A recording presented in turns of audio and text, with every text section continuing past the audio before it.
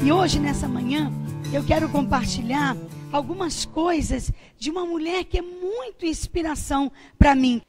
2 Reis, capítulo 4, versos 8. Um dia, Eliseu foi a Sunem, onde havia uma mulher rica que insistiu para que ele comesse em sua casa. Todas as vezes que ele passava por ali, ia até lá para comer. Ela disse a seu marido: tenho observado que este que sempre nos visita é um santo homem de Deus. Construamos um pequeno quarto no alto e coloquemos ali uma cama, uma mesa, uma cadeira e uma lâmpada. Assim, ele poderá se hospedar ali quando vier nos visitar. Certo dia, ele chegou ali, hospedou-se naquele quarto e foi descansar. Então disse ao seu servo Geazi: chama a sunamita. Ele a chamou e ela foi até ele. Eliseu mandou Geazi dizer: tu tens feito muito por nós, o que poderíamos fazer por ti? Há algum motivo para se interceder por ti junto ao rei ou ao comandante do exército? Ela respondeu: eu vivo bem no meio do povo. Então ele disse: que faremos então por ela? Geazi respondeu: ela não tem filho e seu marido é velho. Então ele disse: chama. Ele a chamou e ela foi até a porta. Eliseu disse: nesta época, no ano que vem, abraçarás um filho. Ela respondeu: não, meu senhor, homem de Deus, não mintas a sua serva. Mas a mulher ficou grávida e deu à luz um filho no ano seguinte, no tempo certo, como Eliseu tinha dito. Quando o menino já estava crescido, saiu um dia com seu pai, que estava com os ceifeiros. Então ele gritou ao pai: minha cabeça, minha cabeça. O pai disse a um servo: leva-o à sua mãe. Este o pegou e o levou à sua mãe, e o menino ficou no colo dela até o meio-dia, e então morreu. Ela subiu, deitou-o sobre a cama do homem de Deus, e depois de fechar a porta se foi. Então chamou seu marido e disse: manda-me, por favor, um dos servos e uma das jumentas, para que eu vá correndo ao homem de Deus e volte. Ele disse: por que queres encontrá-lo hoje? Não é lua nova nem sábado. Mas ela disse: tudo correrá bem. Então ela mandou selar a jumenta e disse ao seu servo: conduze-me e não para no caminho, senão quando eu mandar. Ela partiu para encontrar-se com o homem de Deus no Monte Carmelo. Quando ela o viu de longe, o homem de Deus disse a Geazi, seu servo: ali vem a sunamita. Corre ao encontro dela e pergunta-lhe: está tudo bem? Como está teu marido? Como está teu filho? E ela respondeu: vai bem. Quando ela chegou ao monte, diante do homem de Deus, agarrou-se aos seus pés. Geazi veio tirá-la, mas o homem de Deus lhe disse: deixa, porque está angustiada. E o Senhor encobriu de mim e não me disse nada. E o Senhor encobriu de mim e não me disse nada. Então ela disse: por acaso pedi ao Senhor algum filho? Eu não te disse, não me enganes. Então ele disse a Geazi: arruma-te, pega meu cajado na mão e vai. Se encontrares alguém, não cumprimentes. E se alguém te cumprimentar, não lhe respondas. Põe o meu cajado sobre o rosto do menino. Porém a mãe do menino disse: tão certo como vive o Senhor, e tu vives, eu não te deixarei. Então ele se levantou e a seguiu. Geazi foi à frente deles e pôs o cajado sobre o rosto do menino, mas ele não reagiu. Então voltou, foi ao encontro de Eliseu e informou: o menino não despertou. Quando Eliseu chegou à casa, o menino estava deitado, morto sobre sua cama. Então ele entrou, fechou a porta e orou ao Senhor. Em seguida, subiu na cama e deitou-se sobre o menino, pondo a boca sobre a boca do menino, os olhos sobre os olhos do menino e as mãos sobre as suas mãos, e ficou encurvado sobre ele, até que o corpo do menino aqueceu. Depois desceu, andou pela casa de um lado para o outro, voltou a subir e se encurvou sobre ele. Então o menino espirrou 7 vezes e abriu os olhos. Eliseu chamou Geazi e lhe disse: chama essa sunamita. Ele a chamou. Quando ela veio, ele disse: toma o teu filho. Então ela entrou e prostrou-se aos seus pés, inclinando-se até ao chão. Ela pegou o seu filho e se foi. Ah, Deus, como o Senhor é bom, como o Senhor é maravilhoso. E nessa manhã, ó Deus, tua serva que aqui está, se não for pelo Senhor, não terá, ó Deus, assim, toda a dignidade de falar da tua palavra. Encha-me, ó Deus, com a tua orientação. Fale aos nossos corações através da tua palavra, em nome de Jesus. Amém. Irmãos, irmãs, eu gostaria de perguntar: nós temos motivos para comemorarmos o Dia Internacional da Mulher? Aparentemente, não. O Brasil, sabe por quê, irmãos? O Brasil é o 7º colocado no ranking dos países com maior número de suicídios entre as mulheres. As mulheres continuam ganhando menos que os homens. E segundo o Instituto de Pesquisa Econômica Aplicada, no período de 2009 a 2011, o estado do Espírito Santo é o estado que mais mata a mulher. 50% são com armas de fogo. 29% dentro de suas próprias casas. 11,27 a cada 100 mil mulheres são mortas. É marido matando mulher, se jogando da terceira ponte. É mãe assassinando o filho e depois se matando. Irmãos, não temos nada que comemorar sobre esse Dia Internacional da Mulher. Mas olha, irmãos, eu digo com toda a certeza de uma mulher que nós temos sim o que comemorarmos. Primeiro, irmãos, porque nós estamos aqui felizes, cheios de vida, louvando e cantando, exaltando e vendo aquilo que Deus tem feito no meio desta igreja. Segundo, nós somos salvos. Segundo, nós estamos felizes. E terceiro, irmãos, porque esse dia Deus reservou para nós. Deus nos reservou para que pudéssemos trabalhar para Ele, para servi-lo, para dedicar o que nós temos de melhor. Nós temos sim o que comemorar. Porque nós temos um rei que é sobre todas as coisas, sobre qualquer circunstância. E irmãos, nós estamos diante de um texto que vai nos mostrar isso fielmente. Um texto, irmãos, em que nós vamos ver um montão de coisas que nos leva a raciocinar o quanto nós temos a comemorar. O mundo que não conhece Jesus tem vivido esse tempo ruim. Vive o seu tempo de desgraças, de empecilhos, de dor, de mágoa. Mas nós não. Nós vivemos um tempo de sonhos, de restauração, de vibração, de alegria. Porque nós somos salvos por Cristo Jesus. E isso, irmãos, é um motivo muito legal para a gente poder estar na presença de Deus. Como mulher, como homem, como adolescente, como criança. Essa história, irmãos, vai nos ensinar muitas coisas. Ela é, assim, tremenda ao meu coração. Amo essa história da sunamita.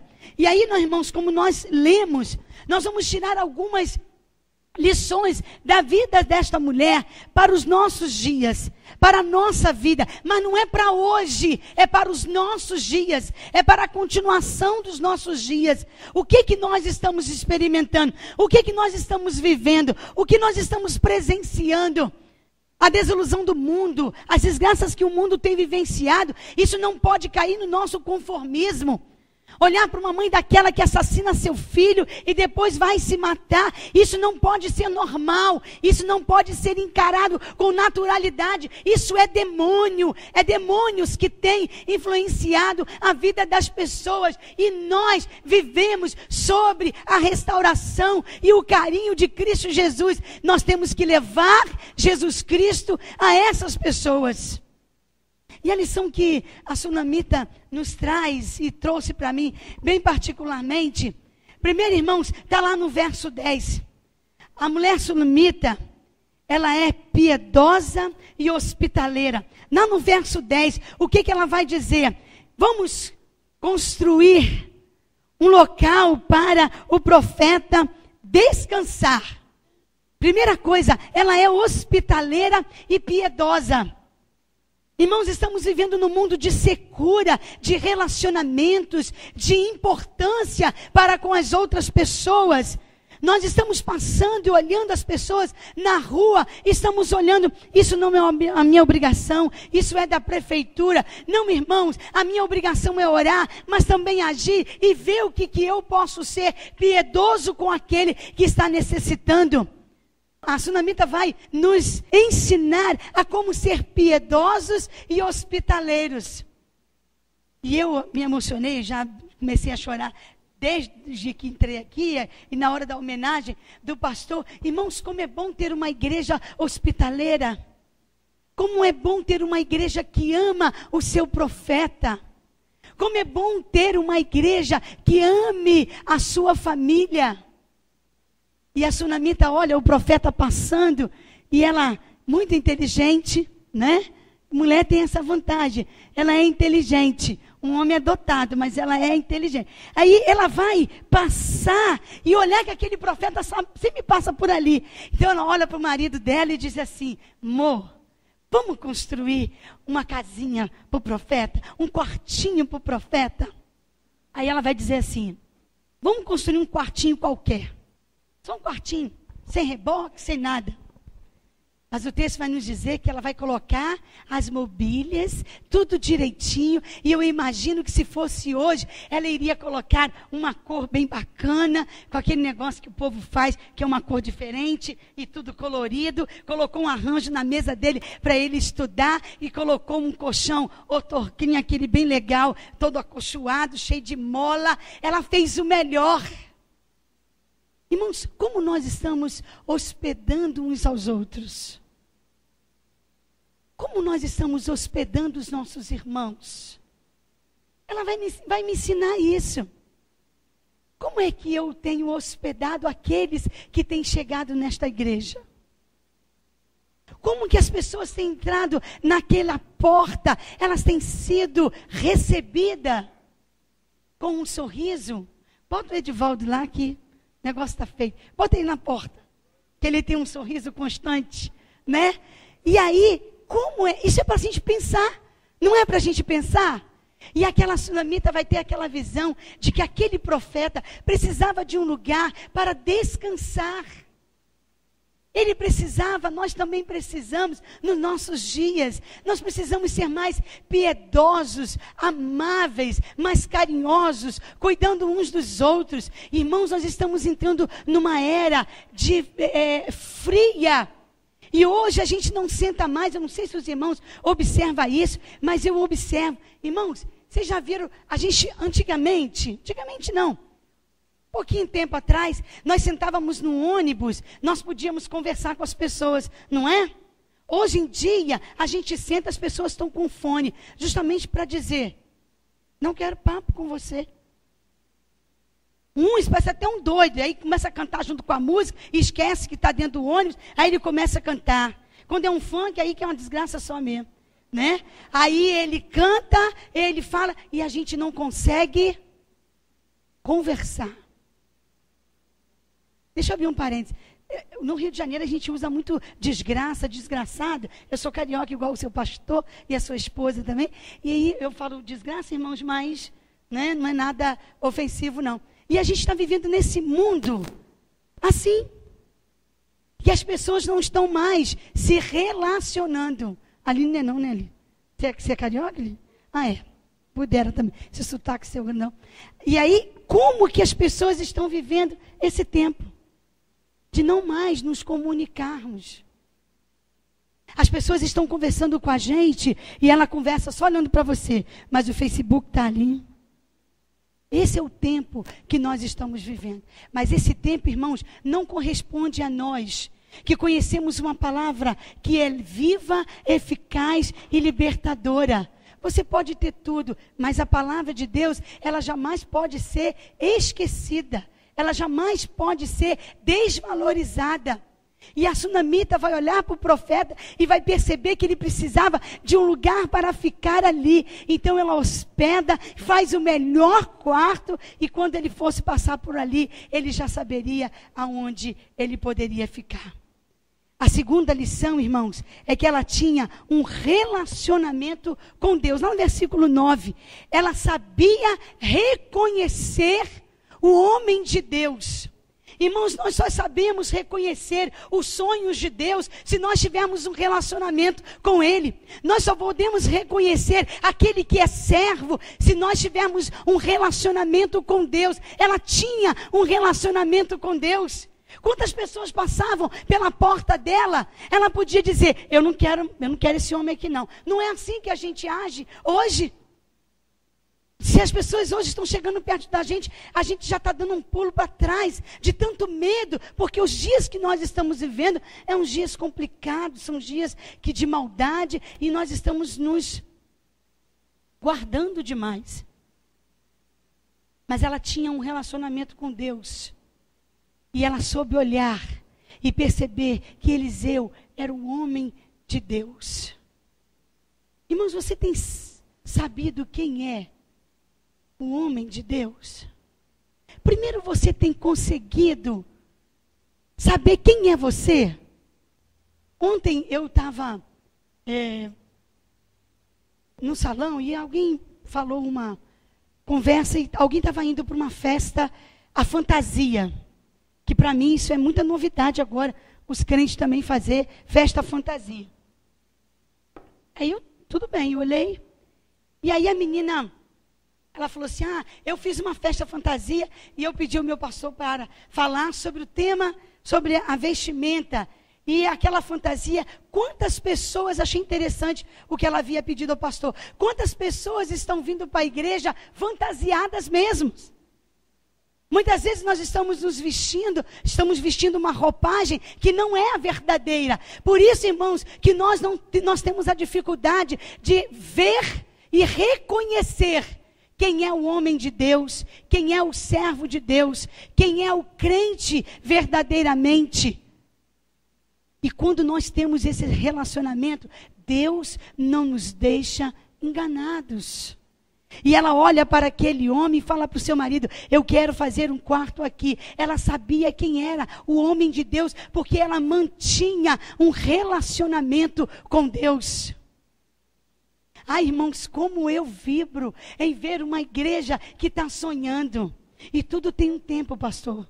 E tem mesmo. O que vocês estão vivendo hoje nessa igreja é o que eu estou vivendo em Monte Sinai, hoje. O que eu estou vivendo, o que vocês estão vivendo, é o que nós estamos vivendo. O tempo chegou, e eu vou falar sobre isso, né? Ela soube reconhecer quem era o homem de Deus e pôs dentro da sua casa. Igreja, nós não podemos perder a perspectiva do reino. Nós não podemos perder a visão de Deus. E Deus fala ao seu coração, Deus fala com você, e Deus vai te mostrar tudo aquilo que você precisa saber. E o que aquela mulher me ensina naquele relacionamento com Deus é o olhar que ela tem de uma serva em perceber que era um homem de Deus. E ele não precisou fazer espetáculo, ele não precisou gritar, ele simplesmente passava e ela olhou e trouxe para dentro da sua casa. A terceira lição é que ela nos ensina que a educação não é só responsabilidade da mulher. Versículo 19. Irmãos, o que aconteceu ali com aquela criança? Ela começou a passar mal, né? O filhinho lá, que o profeta havia prometido, passou mal. E o que aquele pai fez? Mandou quem levar? Um servo. E aí eu fico pensando, no Dia Internacional da Mulher, e aquele texto que Sara leu, nós temos essa alma mesmo. Irmãos, e isso faz nos chamar a atenção para uma realidade dura. Esses dias eu atendi um menino que tem 16 anos. E aquele menino, o pai sentou na minha mesa e botou um par de algemas. E eu disse, agora ele vai tirar a arma. Eu estou lascada. Já comecei a orar. Falei, Senhor, tem misericórdia de mim. Tem tanta coisa para fazer, eu não quero ir agora não. E aí, aquele pai com os olhos vermelhos, ele tinha acabado de exalar cocaína, e ele ficava... E o filho dele havia cometido uma disciplina grave no trabalho. E eu tive que chamá-lo para dar uma advertência. E aquele pai disse, olha, dona, eu cuido de menino infrator todo dia. Se eu tiver que usar essa algema, eu vou usar no punho do meu filho também. A mãe não sabia onde estava. E aquele pai, aquela referência que aquele menino tinha do pai, era de um drogado, bruto, insensível. E aí, quando aquele pai encostou a mão na perna daquele menino, ele tirou. E olhei para aquele menino e disse assim: há quanto tempo você não recebe um carinho do seu pai? Então ele levantou os olhos, olhou para mim, ele só fez assim. Nada. O que me chama a atenção nesse texto é que o menino passa mal e o pai manda o servo levar. Sabe, pais, homens agora, quantas vezes você tem sentado com o seu menino, com os seus filhos, à mesa? Você sabe o que ele joga no computador? Você sabe quem são os amigos do seu filho? Aquele menino não recebia carinho nenhum do pai. Aquele menino já ficou doente e o pai não sabia, apesar de morar com ele. E a sunamita, e o texto da sunamita vai nos trazer, irmãos, essa chamada de atenção. Todo esse caos que nós estamos percebendo no Brasil, no mundo, é justamente porque as famílias estão se desmoronando, porque a relação entre o pai, entre o filho, entre os filhos, entre as filhas, a mãe, não está existindo mais, irmãos. É uma coisa que tem me transtornado. E aí a palavra de Deus vai nos chamar a atenção. Aqui, ele pega e leva. Ele não podia pegar o menino nos seus braços e levá-lo, mas a responsabilidade é da mãe. Talvez ele fez isso por displicência e talvez porque não tenha conhecimento do que nós temos hoje. Da psicologia, dos estudos, de tudo aquilo que nos é oferecido na mídia. Talvez aquele pai não tinha todo esse conhecimento. Ele era uma pedra bruta, pegou e mandou o servo levar para a mãe. E aí esse versículo me chama muita atenção. E irmãos, para a gente pensar mesmo. Como está o nosso relacionamento? Como os pais estão se relacionando com os seus filhos? O chefe da casa é um relacionamento, é um referencial para aquele menino que vai ter tudo o que levar do pai. E eu, quando perguntei para ele antes deles saírem, ele disse assim: eu não sei o que falar, não. Eu não tenho nada a que falar. Eu não sei. Ele tinha falsificado um documento. E ele foi corrigido. E mesmo assim teve que ser demitido porque não passou de ano. Faltava a escola. O texto da sunamita, irmãos, que nos fala de uma mulher que é hospitaleira, que era piedosa, que tinha um relacionamento com Deus. Também nesse texto dessa grande mulher vai nos chamar a atenção para os homens, para os chefes da casa, para o líder, para aquele administrador da vida dos seus filhos, assim como a mãe o é, mas o pai também é. Olha, irmãos, ano passado, meu filho, pela primeira vez, eu tenho muitas histórias, mas é um trem de doido. Ano passado, meu menino ficou pela primeira vez em recuperação. E lá em casa, esse nome recuperação e reprovação não existe no meu vocabulário, né? E aí, o pai dele foi brigar com ele, e ele olhou para o pai dele e disse assim, eles não estão aqui, por isso que eu estou falando. Pai, sabe uma coisa? Eu tenho vontade de ir embora dessa casa. Porque, eu gosto mais da casa do meu amigo do que ficar aqui. O pai dele estava saindo, o pai dele voltou. E aí pegou a mochila dele, botou nos ombros dele, abriu o portão e ele disse, vai.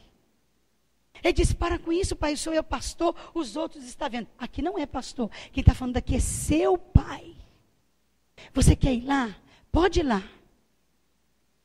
E eu fiquei aqui como mãe. Deus tem misericórdia, Deus tem misericórdia, Deus tem misericórdia. Ele ia, nem que ele fosse passar a noite naquela rua, eu monitorando, mas ele ia. Tem que ter coragem para fazer isso. Porque não pode retroceder também não. Porque senão ele não confia em você. Ele disse, tá bom pai, tá bom. Desculpa, só me perdoa, desculpa pai, só me perdoa. Irmãos, servir a Deus é bom por isso. Que na hora do aperto, Deus vai trazer de volta. E aí, pais, Cuidado pelo tempo que você está perdendo em não ter o seu menino e a sua menina pertinho. Irmãos, hoje a Laura está ali, daqui a pouco o pastor Marlon vai estar desesperado, porque ela já vai estar uma adolescente linda, igual essas meninas. E quando ele perceber que vai chegar alguém na casa dele, chamando ele de sogro, ele vai pirar. Não vai, pastor? Eu já estou pirando, né? Vai para missões, tadinha, né? Covardia, vai, se não deixa que Deus chame ela na hora certa. E aí, vai com ele, né? E isso, irmãos, por que eu estou falando e fazendo de uma forma muito agradável? Mas é muito sério. Muito sério. Se eu passasse aqui, irmãos, eu ia ter todos os dias um caso. E eu vou sair desse ponto em que a educação não é só da mulher, é muito sério. Hoje eles estão pequenininhos, daqui a pouco eles vão estar grandes e você, quando viu, já se tornou uma mocinha, já viu, já se tornou um homem. Meu filho já fala grosso em casa, tem hora que eu me assusto. E eu vi aquele bichinho pequenininho, o tempo passou, mas o máximo que nós pudemos preservá-lo, eu preservei. E sabe aonde eu preservei? Dentro da igreja. Mas eu quero deixar uma palavra aqui também. O que você fez para acertar. E se não deu certo, pode deixar que Deus vai te dar a oportunidade de ver seu filho de volta aos pés do Senhor. Pai, faz para acertar, mas é um bicho chato. Não é, adolescentes? Pai e mãe não é chato? Fala sério, não é? Pode falar, ele vai te bater não. É sim. Eles são chatos. Mas preste atenção no que eu vou falar para vocês, meninas e meninos. Bons que sejam chatos. Porque esse chato ama, cuida, preserva, leva a presença de Deus. E você jamais, você, como um filho obediente, jamais vai recepcioná-lo. E a porta que ele abrir, não vai ser a porta de uma cadeia, e sim a porta do seu apartamento, que você comprou, que você aprendeu a ser honesto, que você aprendeu a dar valor à educação que você recebeu dos seus pais. Isso é promessa. E aquele pai vai e manda para a mãe. A quarta lição, irmãos, é que Deus, quando faz promessas, Ele cumpre. O verso 17 vai dizer assim, Eliseu vai dizer para ela que ela vai ficar grávida. Vai ficar grávida. Ela não estava esperando isso. Ela era feliz como ela era. E aí o profeta vai dizer para ela que ela vai ficar grávida. Porque ele questiona, poxa vida, uma mulher tão boa e piedosa, hospitaleira, tem um relacionamento com Deus, é uma mulher tão generosa, por quê? O que a gente pode fazer por ela? E aí o profeta vai dizer para aquela mulher que ela vai ter filhos. Que ela vai ter filhos. E ela vai dizer para o profeta o seguinte, profeta, não minta para mim. Eu não estou te pedindo nada. Não faz isso comigo. Mas Deus vai, e o versículo 17 vai dizer que ela engravidou. É óbvio que o percurso que o pai vai levar, aquela criança já estava grandinho e tal, né? E aí ela vai ficar grávida, essa criança vai nascer. Esse menino vai lá para o campo com o pai, vai sentir uma dor de cabeça, e aí o pai manda para a mãe. E aí, irmãos, ela vai experimentar a quinta e última lição da gente. A quarta, Deus cumpre as suas promessas. Deus, quando nos faz promessas, irmãos, Ele cumpre, e cumpre verdadeiramente. E ela vai ficar grávida, uma mulher que não tinha perspectiva disso. E ela vai engravidar. Sabe, irmãs, algumas mulheres aqui não têm filhos. não tem filhos. E eu lembro que num retiro em que nós estávamos juntas, eu e a Aline, nós sentamos num banco lá na ABC, e ela disse, aí a gente estava conversando, e nós oramos, não foi a Aline, minha oração não tem poder mais que a dela não, nós oramos. E eu disse, no momento certo, se for da vontade de Deus, Deus vai te dar a sua promessa. A Aline era feliz, mas queria algo mais. E Deus nos trouxe a promessa. E os irmãos é fruto desse presente. Que interessante, né, Aline? Vocês hoje estão comemorando um ano de ministério numa igreja que viu, diante dos olhos dela, o milagre de Deus acontecer. Sabe por quê, irmãos? Porque vocês também são hospitaleiros. Vocês também têm um relacionamento com Deus. Vocês também têm presenciado. A Sara está aqui. É fruto também de um relacionamento que esta igreja tem. De milagre. E Deus cumpre. Agora, irmãs, pensem nisso. O que Deus te prometeu. Aquilo que você pede ao Senhor. Ele vai saber se é bom para você. E se você não receber, é porque Ele sabe que não vai ser bom para você. Até mesmo um filho. Talvez você vai ser mais feliz, porque Ele vai te usar muito mais não tendo filhos. Mas se Ele não te der, seja feliz como a Sunamita era, mesmo antes de saber que estava grávida. E Deus, irmãos, Ele é tão tremendo. Ele é tão tremendo que Ele vai dar. E ela vai vivenciar a última lição. A fé e a paciência. Irmãos, vamos seguir comigo. Quando aquela criança chega na casa, ela pega até o meio-dia, aquela criança vai sofrer de dor e depois ela vai vir a falecer. O que aquela mulher faz? Ela pega aquela criança, coloca aonde? No quarto do profeta. E aí, irmãos, o marido chega e ele vai perguntar, por que você quer o profeta? Hoje não é sábado, não é nada. E ela vai dizer o que, irmãos, para o marido dela? Está tudo bem. Irmãos, já imaginaram isso? Já imaginaram isso? Ela estava com aquela criança morta no quarto. E ela disse para o marido, está tudo bem.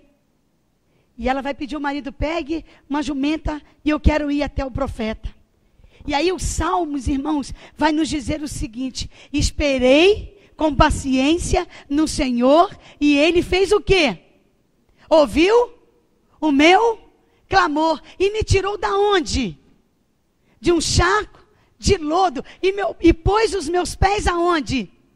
Sobre uma rocha. Aquela mulher sabia quem era o Deus que ela tinha que procurar. E com muita paciência, com muita sabedoria, ela vai, eu quero ir ao profeta. E quando chega lá, que o profeta a vê de longe, ele manda quem ir no lugar dele? O servo. E quando ela chega, quando o servo chega, o servo pergunta, como está seu marido? Como está o seu filho? Ela responde, está tudo bem. E aí quando ela desconfia, que não é o profeta que ia, eu vou buscar a quem eu sei que pode resolver o meu problema. Então ela vai dizer para o profeta, se você não for, eu não vou sair daqui. Eu não vou sair daqui. Eu quero que o Senhor vá comigo. Eu não te pedi nada. Eu não pedi filho. E eu ainda disse para você, não mintas para mim. E agora como é que Deus vai me dar? E Deus vai me tirar o meu único filho? Por que Ele está fazendo isso comigo? Mas eu sei quem é o profeta. Então eu quero que o Senhor vá lá. E assim Ele vai fazer o que tem que fazer. E Eliseu realmente vai seguir a mulher. E quando chega, irmãos, aquele momento na cama, o profeta vai se curvar diante daquela criança. E ele vai perceber que algo não acontece. Ele sai do quarto, anda pela casa. Já imaginou a aflição do coração do profeta? Sabe, irmãos, nós precisamos ter muita paciência nos nossos relacionamentos também. E o profeta vai viver uma situação que eu imagino que a aflição dele, ele foi, nada aconteceu. E quando ele volta, aquele menino, Deus é tão fantástico, que ele vai fazer aquela criança fazer o quê? O que ele vai fazer para o profeta ver que ele está vivo? Ele vai espirrar. Quantas vezes? 7 vezes, né? Deus já coloca uma sinusite para mostrar que o menino está vivo. Respirou 7 vezes, coitadinho, né? E aí Deus vai trazer aquele menino de volta. Aquilo que a gente cantou no início, irmãos, é uma verdade no seu coração. Irmãos, quando a gente olha uma mulher como aquela, piedosa, colocou uma pessoa que ela não conhecia, que não tinha relacionamento pessoal, mas ela entendia que era um servo de Deus, ela traz para dentro da casa dela, esse homem vai dizer que ela vai ter um filho, e Deus tira aquele filho dela, em momentos tão complicados ali, e aquela mulher tem a paciência, e tem a fé, e tem o reconhecimento, que era atrás do profeta, que ela tinha que ir. Irmãos, para resolver as nossas questões, nós entendemos como educar os nossos filhos, e como viver uma vida cristã, em que os sonhos virem realidade. Eu preciso buscar a quem pode realizar esses sonhos. É Deus. É só Deus. Então eu preciso ter um relacionamento, assim como aquela mulher tinha. E ela foi buscar, e o filho veio de volta, e a alegria voltou no coração daquela mulher. Eu imagino que aquela mulher deve ter construído outros andares de casas, e aquela casa virou uma casa missionária. Irmãos, a nossa casa precisa ser uma casa em que Deus habite. O meu coração precisa ter um relacionamento com Deus. Os meus filhos precisam estar na presença de Deus. Mas acima de qualquer coisa, eu preciso saber quem é e pode resolver os meus problemas e as minhas questões. No Dia Internacional da Mulher, em que o Brasil está vivendo o caos, ele está vivendo o caos, mas a sua casa não. O Brasil está gritando por meninos perdidos, mas a sua casa não está. E se está, busque quem é que pode dar solução. E olha, irmãos, em nome do Senhor Jesus, se você está aqui hoje e você não sabe o que fazer com o seu filho, vá buscar Deus. Se ele está nas drogas, Deus pode tirar. Deus pode tirar. Mulher, se seu casamento não está legal, busque a Deus, e o seu casamento, ele vai ser restaurado. Jovem, você está vivendo uma vida de pecado, vá buscar a Deus, e Deus vai restaurar a sua vida.